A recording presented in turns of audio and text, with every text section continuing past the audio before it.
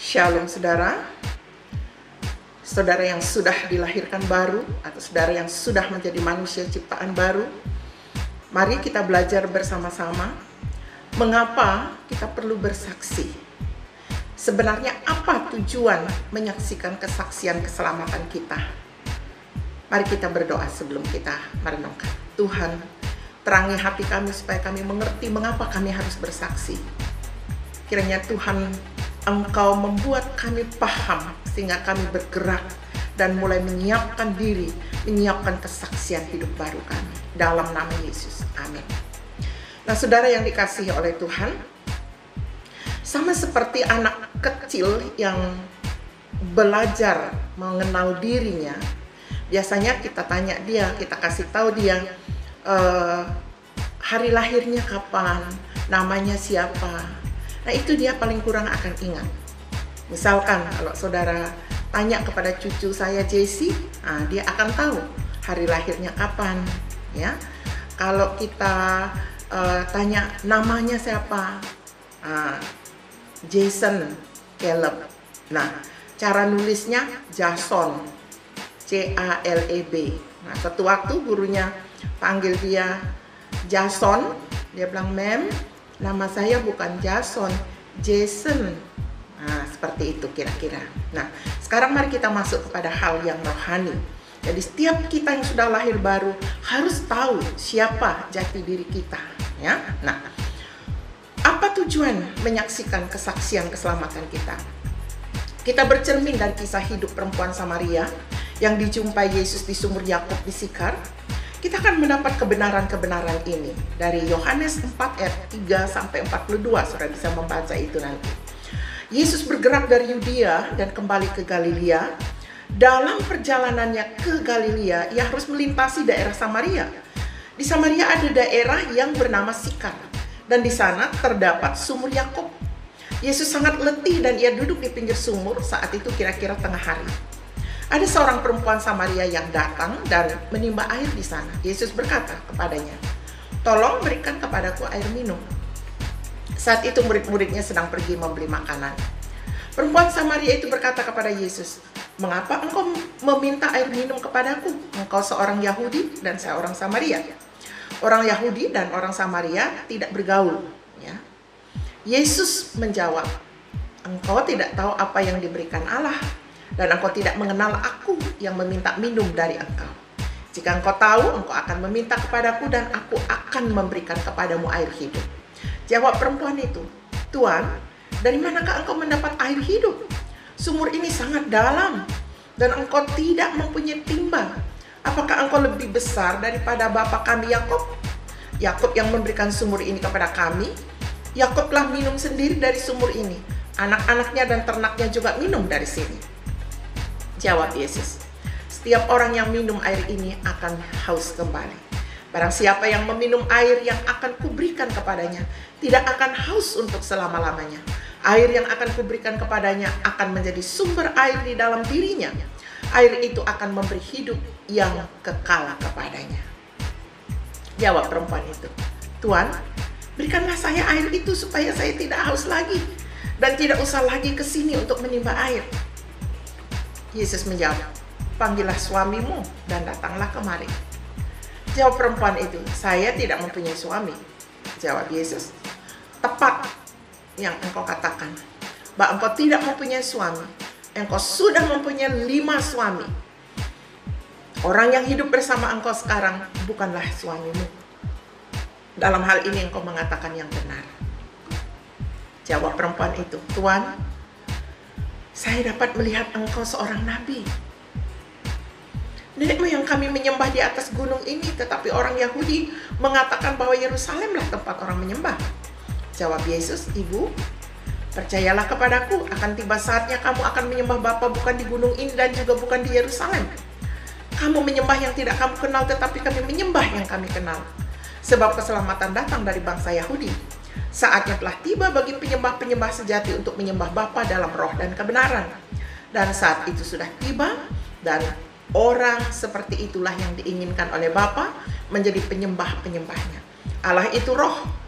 Jadi semua orang yang menyembah Allah harus menyembah dalam roh dan kebenaran. Jawab perempuan itu, saya tahu bahwa Mesias akan datang. Mesias disebut juga Kristus yang dijanjikan itu. Apabila ia datang, ia akan memberitahukan segala sesuatu yang kepada kami. Jawab Yesus, dialah yang sedang berbicara dengan engkau. Akulah Mesias, kata Yesus. Perempuan itu meninggalkan tempayannya, lalu pergi ke kota.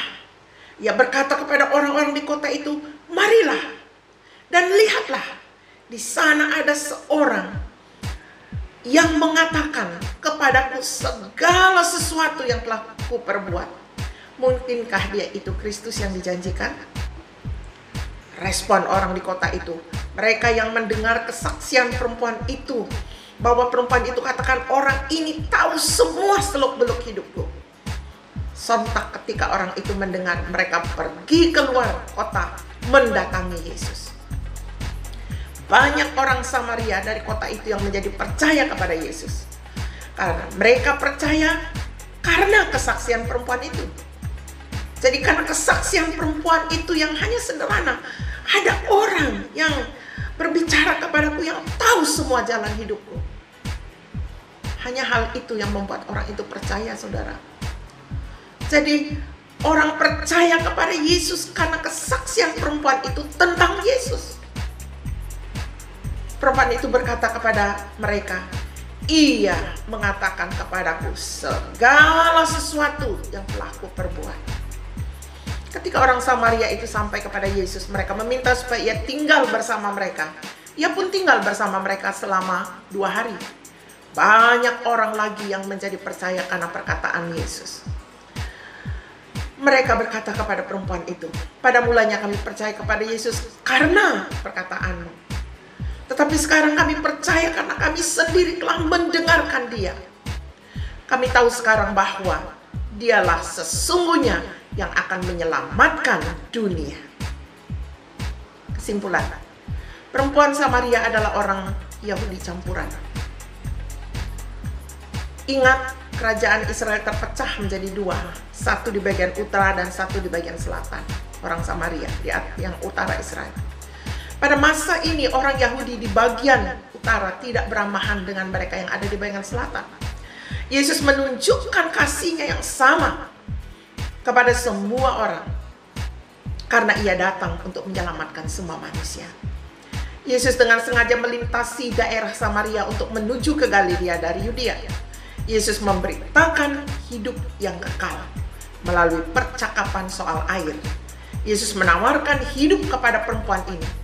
Siapa yang minum air yang ia berikan, mereka tidak akan haus lagi. Dan perempuan itu meminta. Lalu Yesus katakan kepada perempuan itu, panggil suamimu. Melalui percakapan yang panjang akhirnya sampai kepada intinya. Perempuan itu membutuhkan air hidup, membutuhkan pengenalan yang benar akan Allah, dan bagaimana menyembah Allah yang benar ini. Yesus mengungkapkan semuanya. Bahwa saatnya telah tiba bahwa Bapa hanya mencari penyembah yang menyembah dia dalam roh dan kebenaran. Penyembah yang mengenal jati dirinya. Penyembah yang menyembah dia tidak bergantung pada tempat, tetapi kepada objek yang disembah dan kepada kebenaran di dalam hati. Sampai di sini perempuan itu menjadi jelas sekali. Bahwa Yesus tahu semua kehidupannya. Dan semua kerinduan hatinya. Tak ada yang tidak diketahui oleh Yesus. Mungkinkah dia ini Mesias? Dan Yesus sudah katakan kepadanya, akulah dia. Perempuan ini sedang menunggu Mesias yang dijanjikan dalam kitab Nabi-Nabi. Dan ketika Yesus katakan, akulah dia yang sedang berbicara kepadamu, langsung dia tinggalkan tempayannya dan lari ke kota memberitahu orang-orang bahwa ia sudah berjumpa seseorang yang tahu semua yang ia buat dan tahu semua keinginan hatinya. Hanya seperti itu dia bersaksi. Jadi pengalamannya dengan Yesus itu yang dia saksikan. Orang-orang pergi dan berjumpa Yesus dan meminta Yesus tinggal bersama mereka. Yesus tinggal lagi di sana 2 hari. Banyak yang menjadi percaya karena perkataan Yesus langsung. Dan mereka juga berkata, Pada mulanya kami percaya kepada Yesus karena perkataanmu, karena kesaksianmu. Tapi sekarang kami percaya karena kami sendiri telah mendengarkan Dia. Kami tahu sekarang bahwa Dialah sesungguhnya yang akan menyelamatkan dunia ini. Kesaksian-kesaksian yang benar, saudaraku, akan membuat kita yakin Yesuslah juru selamat. Dan orang yang mendengarnya juga akan mengalami hal yang sama. Jadi pengalaman saudara mengenal Yesus, menerima Yesus, hidupmu sebelum kenal Yesus, hidup bagaimana engkau menerima Yesus, dan hidupmu sesudah mengenal Yesus, itu orang perlu dengar dan perlu tahu dan perlu lihat dalam hidup saudara. Itulah yang akan saudara saksikan. Kuasa Tuhan yang memungkinkan semua itu terjadi, ya. Sehingga orang yang mendengarnya juga rindu akan mengalami hal yang sama. Tuhan dapat melawat orang-orang itu melalui kesaksian saudara. Jadi, mari buat dan tulis kesaksian keselamatan Anda dengan jujur. Nggak usah niru-niru. Tapi ada formatnya. Hidupku sebelum mengenal Kristus, sebelum terima Kristus, bagaimana aku menerima Kristus, dan bagaimana sesudah itu pasti ada perubahan. Karena firman Tuhan katakan, siapa yang ada di dalam Kristus, dia ciptaan baru. Dia yang akan mengubah. Dia memberi roh yang baru, keinginan yang baru, kemenangan mengatasi dosa. Kalaupun jatuh, tidak akan bisa tinggal lama di situ. Ini harus disaksikan dengan jujur, dengan benar. Ini yang akan membuat orang yang mendengarnya datang kepada Yesus. Itu saudara. Dan kalau orang yang katakan diri Kristen tidak mampu membuat kesaksiannya, ini sama dengan anak kecil yang nggak tahu tanggal lahirnya, nggak tahu berapa umurnya, nggak tahu namanya. Jadi mari lewat perempuan Samaria ini kita berkaca dan kita mau nulis kesaksian keselamatan kita. Sudah ada formatnya. Tuhan Yesus menolong dan memberkati sehingga kita menghasilkan buah yang tetap, yaitu jiwa-jiwa yang kita bawa kepada Tuhan, terutama keluarga kita dan kemudian teman-teman kita. Kita berdoa. Tuhan, terima kasih untuk panutan yang Tuhan beri. Contoh nyata di dalam Alkitab bagaimana perempuan Samaria ini bersaksi sederhana, di mana pengenalannya akan Yesus. Dia tahu bahwa Yesus kenal seluruh hidupnya. Hanya itu yang dia ceritakan. Dan orang-orang ditarik datang kepadamu. Tuhan tolong kami.